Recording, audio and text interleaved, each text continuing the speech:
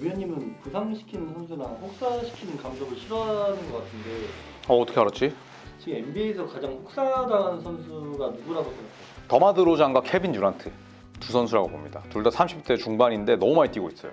그럼 왜 듀란트가 혹사당하고 있다고 생각하세요? 듀란트가 88년생이에요. 여러 번 하체 부상을 입었고 듀란트는 늘 소속팀 성적이 좋았잖아요. 그럼 항상 포스트 시즌도 많이 뛰었고 지금 마일리지가 너무 많이 축적된 상황이에요. 그런데 98년생도 아니고 88년생인데 평균 37분 이상 뛴다? 이거는 그냥 혹사라는 단어밖에 생각이 안 나요. 그러니까 관리를 해주지 못할 망정 사실 이 정도면 그냥 피닉스는 듀란트를 방치하는 거거든요. 근데 제가 여러 번 말씀드렸지만 슈퍼스타들은 뛰고 싶어요.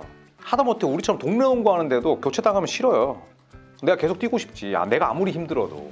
근데 그걸 관리하라고 앉혀놓고 돈 많이 주는 게 감독이죠. 근데 지금 듀란트는 37.2분을 88년생인데 뛰고 있으니까 이거는 뭐 그냥 혹사 그 자체죠. 올스타전 이전이랑 이후도 좀 많이 차이가 나더라고요. 맞아요. 유의미한 차이가 나요. 그러니까 이게 제가 전반기 때도 여러 번 말씀드렸었어요. 피닉스는 우승 못할 거다. 그리고 최근 들어서 영상에서도 듀란트 분명히 퍼진다. 근데 지금 그대로 되고 있잖아요. 전반기의 기록을 보면 야투가 53.8%, 3점이 44.3%, TS, 트루 슈팅 퍼센테이지가 64.7%인데 올스타 이후에 급락 완전히 떨어졌어요. 효율이. 야투가 48%니까 5.8% 떨어졌죠.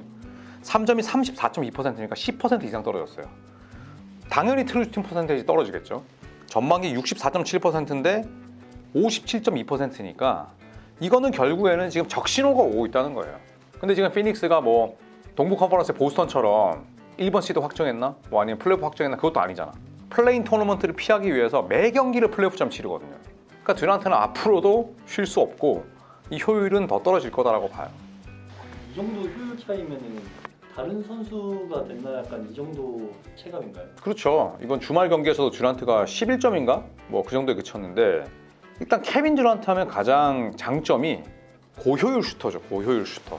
그런데 지금 듀란트는 뭐 브래들리 빌이 오건 데빈 부커가 오던 누가 빠지던 계속 지금 이 정도 시간 뛰고 있거든요.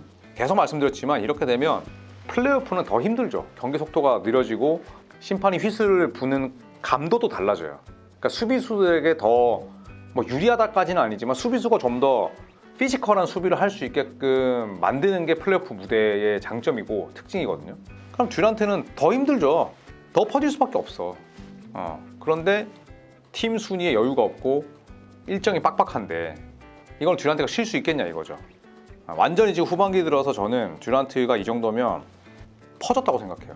듀란트랑 비슷한 이제 커리어 선수를 이제 찾았는데 네. 동갑인 커리는 평균 32.8분을 뛰고 있는데 듀란트는 37.2분 뛰는 거 보면 진짜 관리가 안 되는 것 같긴 하네요. 엄청 크죠. 왜냐하면 스테픈 커리랑 듀란트가 동갑이에요.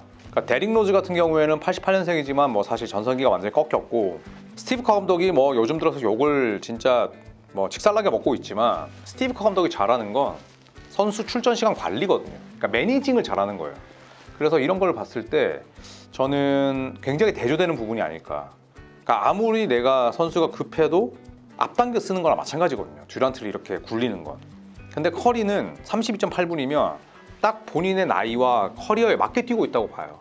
그래서 저는 이게 더욱더 좀 대조가 되기도 하면서 듀란트 본인도 좀 욕심을 버려야 되지 않을까.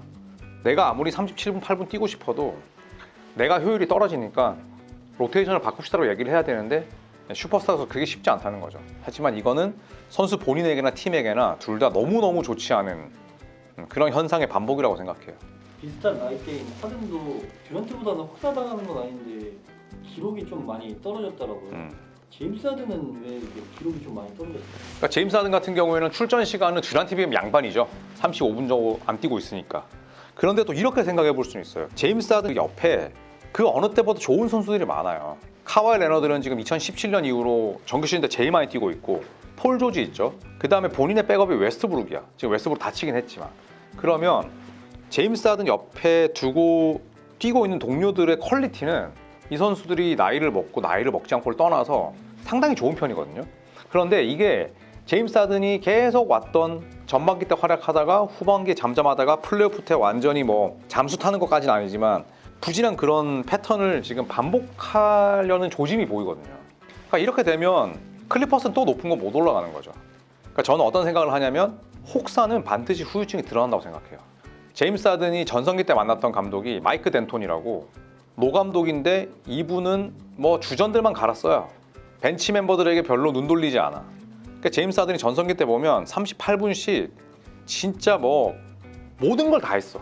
그러니까 물론 수비를 등한시하긴 했지만 모든 공격에서 제임스 하든의 손을 거치지 않은 플레이가 없었어요. 왜냐하면 그때 밥 먹듯이 30점 10어시스트를 너무 쉽게 했었으니까.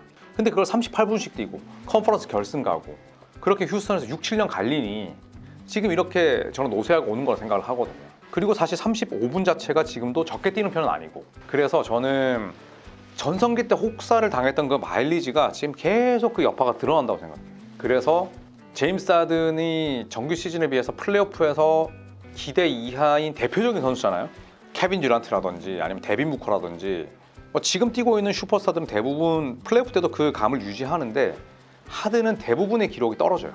3점은 뭐 3개 던져서 하나도 안 들어가고 야투 40% 초반이니까 못하는 거죠. 올 시즌도 이대로라면 그럴 수 있지 않을까? 또 지금 어깨까지 다쳤었거든요. 그래서 저는 후반기 그 다음에 플레이오프에서 좀 기대에 미치지 못할 좀 우려스러운 선수로 듀란트 하든이 좀 대표적이지 않을까 생각을 해요. 그러면 올 시즌이 끝나고 듀란트랑 하든은 계속 팀에 남아있을까요?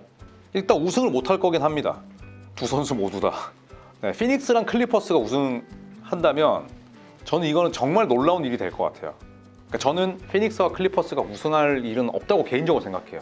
왜냐하면 뭐 클리퍼스는 하든과 폴 조지라는 어떻게 보면 굉장히 기복심한 두 명을 데리고 있고 레너드 언제 퍼질지 모르고 물론 잘하고 있지만, 그리고 피닉스는 아까도 말씀드렸듯이 모든 에너지와 체력을 지금 앞당겨 쓰고 있거든요. 그래서 어렵다고 보는데 뭐 듀란트는 트레이드를 요구하기는 어렵지 않을까요?